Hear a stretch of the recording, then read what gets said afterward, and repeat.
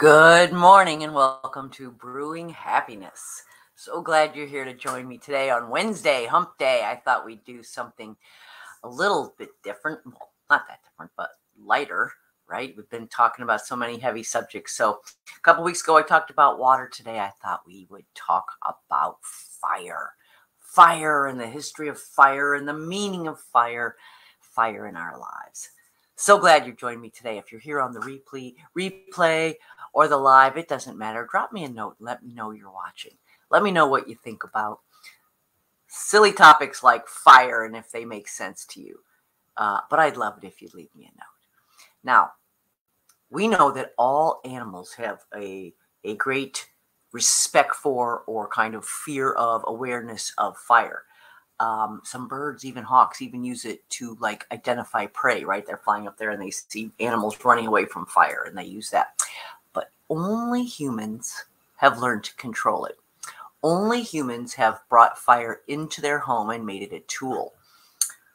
So, what about fire? We are mesmerized by the fire, right? The flames. Don't you love to just stare into the flames as they flicker and rise? And maybe it's because they change and come alive. But whatever it is, we kind of keep staring, right? We like to, I don't know about you, I like to poke a stick in there and get some embers to fly up. But we're just fascinated by fire. We don't know why. And but we know that it's true. The candle industry, $2 billion a year in candles because we like to have a little flame up. I probably should have lit one this morning. We like to have a little flame burning near us. So for generations, fire rituals, right? We've had fire rituals based on ceremonies. In Hindu, they have a fire ceremony called a yajna, which translates to sacrifice, devotion, worship, and offering. And then yajna has come to be performed in front of a sacred fire and kind of any sacrifice or any ritual that includes a fire. And many other cultures have many other rituals that include fires. Now, some theories are that our basic fascination wanes once we learn to control our fire, right? They've actually done studies. Why do we love the fire? Why do we stare at the fire? And they found out that humans are not universally drawn to fire, right? It is not something hardwired in our brains to love to stare at the flames or to be fascinated by the flames. And the conclusion is the fascination is a consequence of inadequate experience with fire during development. Now, in cultures so today in our society, we don't use fire every day, right? You turn on the stove, but you're not hitting the flint. You're not making a fire. You're not dependent on an open hearth for warmth or for cooking or for protecting you from the wild, right? Like we used to, like it was at one time. And so we are separated from fire these days. We don't live it. It's not part of our daily lives. And since we are not handling it and learning to master it, that's apparently when we stop being fascinated by it. When we understand it, when we can control it, when it's just a tool for us, then it stops being a big deal. And we don't have that in our modern lives today because we're not touching it every day. So we, modern people, still fascinated by the flames. In societies where it's used daily, they find people lose their interest in fire about 7 years old. Once they understand it, they don't touch it, they understand how to handle it and what to do with it. Done. You're done being fascinated. Darwin, you remember him, Charles Darwin. He thought fire was the greatest discovery made by man, except for language. But honestly, fire, while you think it was only important to early humans, it has been important to technology, to the development of things like the combustion engine, ceramics, metalworking. Even the nuclear industry all starts with our ability to create and control fire. Now, here's how it started. So, a long time ago, and recently, scientists, we thought fire started around 400,000 years ago. We started using fires as a people. But new archaeological evidence in the last 50 years is leading us to believe that fire and the use of fire has been around for like a million point, as much as one. Good morning, Joanne. That fire, the use of fire has been around over 1 million years, maybe almost as much as 2 million years. Early humans were using fire. See, in the beginning, early men just saw fire, right? We just kind of became aware of fire. It was everywhere. Lightning strikes. You got the whole empty world, right? Lightning striking all around, striking the bush, fire, bush burns into fire. So, earliest man says, oh, we can observe fire. And so what happened is, since we started observing fire and understanding it, we started doing a better job of foraging food, right? We saw that it was used, we saw that fire could be used to do better foraging, and then we actually started using domestication for fire for cooking. And it seems that we humans, we human peoples, we used fire long before we knew how to start it. We learned how to manage it, right? You go for the fire, the lightning comes, the bush burns, take the fire, and you manage it. And they learned that animal dung, would keep the fire burning, so we had to learn. But it was simple. We learned that when there was a fire around, you could do things like retrieve bird eggs or catch small rodents and lizards and other small animals. And then we learned the fire to cook. Maybe we found some burned up animals and ate them and said, oh, not so bad. Let's do this ourselves. And then we found that cooking made the food easier to eat, easier to digest. Well, as we began to use it, right, they also learned that maybe they saw fire. It helped in hunting, is you could position yourself in front of a fire as the animals come out of the forest fleeing from it, right? So as we're learning to control fire, it was then that becomes part of, we're learning to control fire. Now it requires ongoing management. I can't make it, but I can find it and I can keep it. But that requires tending and constant attention. So now we're starting to see the development of duties, right? Separation of responsibilities. This is the beginning of society. So fire played a part in the beginning of societies. And we learned, like I said, to preserve food. Maybe they learned to, I don't know, smoke it. But using fire helped societies that were dependent on seasonal foods, right, to eat year round. We started cooking about 1.8 million to 2.3 million years ago. We started, like, again, we don't know how to start it yet, but we know how to use it, and we're cooking. And we started cooking, so we got better nutrition, bigger brains, right? Then we started making pitch, which is used in hafting. Isn't this fun? Hafting is the art of attaching a stick to a stone tool. So maybe it's like my little finger, my little hand. Maybe it's putting an arrow on the end of a stick. Maybe it's putting a sharp stone for chopping or hatcheting. All I know is this fixing the stone to the pointy sticks, it required kinds of glue and pitch, and these things all require sustained fire. So what we're finding is the history of fire is way longer than we originally thought, right? In more and more ancient archaeological digs, we're finding charcoal, fragments of burnt bone, burnt grass. But the truth is, in spite of finding this new evidence, in spite of there starting to be more and more evidence of fires earlier and earlier, the evidence is thin. The number of sites that have fire evidence is thin, and it's not consistent. Some older societies had fire, then we go with periods with no evidence of fire, then we use fire again. So it's spotty. And the truth is, anthropologists agree that we don't know the actual history of how we learned to make fire. We don't know actually disparate societies and when each picked up the fire, the fire habit, right? Some major sites lacking any fire evidence at all.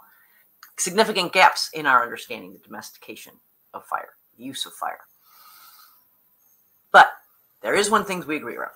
We agree that there was a significant improvement around 400,000 years ago. Now, originally, before the new evidence of the older sites started popping up, anthropologists thought that's when we kind of discovered fire, started using it as a human. But as it turns out, no. We've been using it for 1.5 million years before then. But around 400,000 years ago, fire evidence becomes plentiful. It's everywhere. We start looking for the hearths, right? Looking for the open fires at the opening of the cave or around the whatever shelter that they were using. It becomes plentiful from this point in time. And again, we still can't deny it. Now, one of my favorite movies, I'm going to recommend a movie if this is an interesting topic for you, is Quest for Fire. Now, I personally love a movie where there's a lot of nonverbal communication. And this movie is about cavemen, Neanderthals specifically. So a lot of grunting, but not much language. So again, I love this movie. And it's about a group of peoples, Neanderthals, and they have a little bit of fire. And they're carrying it. Now, this is the time of, the end of the Ice Age. This is Europe. The big plains are very cold, very bleak. And fire is necessary for sustenance of life, right? So the movie is about their fire goes out and the people are doomed. They know they're not going to survive the winter without a fire. So because they can't make it, they have to go look for it. Quest for fire. Now, I don't want to give any, what do they call it? I can't think. I have a senior moment. I don't want to give away the end of the movie. But in the movie, the Neanderthals, like it says, can just manage fire. And in the end, a humanoid, Homo sapien type person teaches them to make fire. So in first, all the anthropologists were like, this movie's old, right? This movie's been around for 30 years. And originally, all the anthropologists are like, wrong. That's not how it happened. And yet new evidence says maybe it did. The Neanderthals maybe didn't learn how to make fire, but they did learn how to master it. Anyway, the date's unclear. The date is unclear. Earlier people have fires, then later folks don't have fires. But 40,000 BC, fire, 400,000, about 400,000 years ago, fire is a part of daily life. They had to maintain the burn, right? Again, couldn't start it. They had to maintain the burn. That was reliant on a strong social network because everything was about keeping the fire alive. But so again, there's no clear evidence of when we learned to make fire. We can suppose it was around the 400,000 year mark because that's when fires started being prevalent in all societies. But again, just a guess. And it seems like it happened in stages. We learned how to make fire. There wasn't one like magic moment and all of a sudden the whole world knew how to make a fire. It was more in stages. And these stages lasted hundreds of years. So this was a very long process over time. In any case, fire helped us to cook. Cooking food gave us access to eat foods that maybe were uneatable at raw, right? As well as preserve a little bit of food. So now we're eating better. And what happens? Your brain starts to grow, right? So now we got bigger brains. Again, this is over the passage of thousands of years. This isn't happening in a day. Our brains are getting bigger. We're getting smarter. And so because we're getting smarter, we're figuring out how to use fire to help us advance technologically. Ta-da! Fire is part of our history and our culture, no matter who you are, no matter where you live. Fire is part of it. It's been used in culture, right, to symbolize passion, desire, rebirth, resurrection, eternity, destruction, hope, hell, and purification. So fire is used a lot of earliest literature. Humans were writing about fire. In the very, very earliest literature recorded, we're writing about fire. or its ability to nourish us, protect us, harm us, even kill us, right? We understood back then, double-edged sword. In fact, that one of the theories is why some sites are found without fire evidence is that some cultures or societies may have just decided that the risk was too great, that the rewards of the fire weren't worth the risks. Maybe there were some really bad fires that broke out and, you know, people were like, warning, warning, fire can be bad. I don't know. But we do know about its risks and rewards. And speaking of that, fire symbolization has kind of a duality to it, right? It denotes both destruction and rebirth, right? Kind of on both sides of the coin there. So, like a lot of myths around fire. Prometheus, one of the earliest myths, right? Steals the fire from Zeus. Man had fire, Zeus takes it away. He doesn't want man to be too popular. Prometheus steals it from Zeus and gives it back to the people. One of our earliest fire stories, right? In Polynesian figures, they have a similar story of stealing the fire from the gods. And then there's Loki, back to our good friend Loki, the Norse god, the trickster god, right? Excuse me. He stole fire. And its fire is kind of associated with these trickster devil gods, right? The ones that necessarily weren't interested in what was best for humanity. And some think that because fire, it's because of its nature, right? Its instability, its ambiguous nature. That's why it gets aligned with trickster, evil characters. I don't know. In Buddhism, the fire sermon is about how passion, hatred, and delusion burn inside of us, right? And Buddha said, liberating yourself from suffering, you can do that by detaching from these emotions, from these senses. So we have fire everywhere we look, right?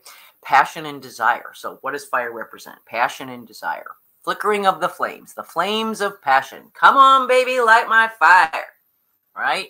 We use fire is well understood to be a symbol for passion. Shakespeare liked to use fire as a symbol in his plays. One of his famous quotes in Henry VIII, "My drops of tears I'll turn to sparks of fire." Now here Queen Catherine speaks of turning sadness into actions and then declares Cardinal Wolsey her worst enemy and blames him for causing trouble between the Queen and her husband. So, back to fire. Also Romeo and Juliet, right? Act 1, Scene 1. He refers to a fire sparkling in the lover's eyes. So, that's nothing new, right? So, again, fire can be both rebirth and resurrection, life or death. Fire kind of has a broad spectrum of where it can be representative. It's not just at one end of our life or the other. Rebirth. How about the phoenix, right? The phoenix dies of combustion. Good morning, Debbie. The phoenix bursts into flames, right? Dies from being disintegrated in the flames and disintegrates into ashes and then rises from the ashes in rebirth. So, like in nature, fire, sometimes a forest fire burns. Sometimes it's not a bad thing. Sometimes a fire makes space for new growth. Kind of the thought about the phoenix, right? Something must be given up in order to create the space to create something new. That's the story of the phoenix. Eternity. Fire has always been a symbol for eternity, metaphor of the eternal flame burning in our hearts. The flame that burns is a hope for the world. Oh, it's used in memoriams, right? In funerals, remembering the love and sacrifice of the one who has passed. Or at Arlington, the tomb of the unknown soldier. The eternal flame eternally burns. And then, of course, right, fire has always been used to depict destruction. Remember Fahrenheit 451? Right. Fire. Is that No. Kurt Vonnegut. I think it's Kurt Vonnegut. Fahrenheit 451. Anyway, fire is the destructive force in the book. The book's about burning books, right? Literally burning knowledge to keep people in the dark. You can't know this. I don't want you to know this. We're going to burn all the knowledge. And in the book, that burning of those books is allegory. It's kind of the analogy for the destruction of mankind, the burning, our pleasure in sometimes the pleasure in destroying beauty and progress.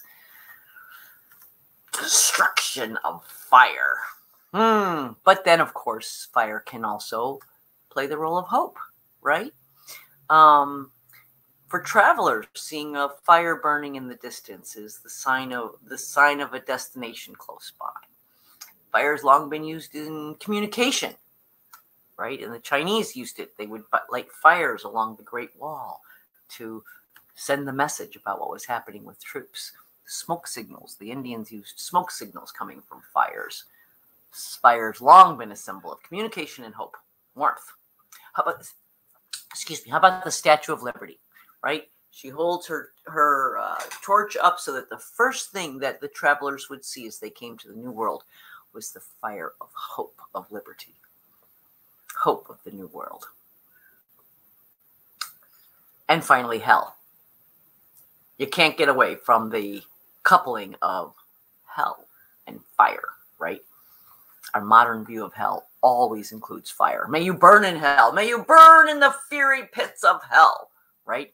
Dante wrote the Inferno. Fire awaits you in hell. Torture. Actually, fire was associated with hell even before Christian beliefs became the norm, right? Even before the Bible. Plato wrote, in about 380 BC, Plato wrote about the lake of fire, which the evil spirits burned in. In the Egyptian Book of the Dead, now we're talking 1250 years BC, long before Jesus ever walked the earth, they spoke of the lake of fire that awaits the sinners. Then, of course, there's the Bible. Then now we get to the Christians. The Bible. Revelation condemns people who worship the beast or the false prophets, and it says those sinners will be cast alive in the lake of fire burning with brimstone. The lake of fire. It's a new term for me, but apparently been around for a very long time. That was the image, right? The lake of fire to burn up the sinners. Matthew even spoke of the lake of fire, the eternal fire which has been prepared for the devil and his angels. Who knew? Who knew? Okay. And finally we have fire as purification. Back to the phoenix. The Bible speaks of fire as hell, but it also speaks of the symbolization of purification. Sodom and Gomorrah, they fall into their sinful ways. God burns them down, right? Turns it to ashes to purify the earths, get rid of the sinners. And again, the phoenix rises through the ashes, rebirth. So fire. Destructive, constructive, helped us be the people we are today, was a leading force in our going from cave dwellers, eating whatever worms were available to us, to walking upright, healthy, fitness crazies we are today with modern tech and all the modern technologies that came from fire. So long part of our history, long part of our culture, long part of the tools that made us who we are today. And so we can say our fascination with fire ends when we start to understand it. And that's the scientists' view of it, right? That once you understand fire and you can control it and manage it, it loses its fascination for us. So maybe most of us really are not at that point. Maybe most of us are still in that fascination phase. And I don't know, something about sitting around with your friends around a fire and singing campfire songs or laughing and talking, or how about most importantly, just when everything goes silent and everyone's just staring into the fire in a moment of collective silence and what's the word I'm looking for? I can't think of it. Collective energy, right? Where everybody's thoughts are in the fire and the fire's kind of controlling. Isn't that a good fire? And the fire's kind of controlling our thoughts. So that's the show today. Just a little fun with fire on a Wednesday, right? Trying to figure out why do we love the flame? Why do we burn the candle? Why do we spend $2 billion a year to make sure there's a flame burning around us most of the time? We love it. We love it. You love it. Leave me a note. I'd love to know. What do you think about fire? Do you love it? Do you not care about it? Was it dumb? Looking for different subjects for the show. Just, me, exploring anything I can get my hands on. So if you liked it, leave me a note. Leave me a like. Leave me an emoji. I love those little emojis. Anyway, come back tomorrow. I will be having a guest, a young lady who is on her way to becoming a nutritional expert, who is determined to change her life through diet and exercise and setting a good example for her children and those around her. And she just happens to be my daughter. So we'll be talking to Amy tomorrow morning at 7. She'll be my guest. And until then, go out there and make it a happy day.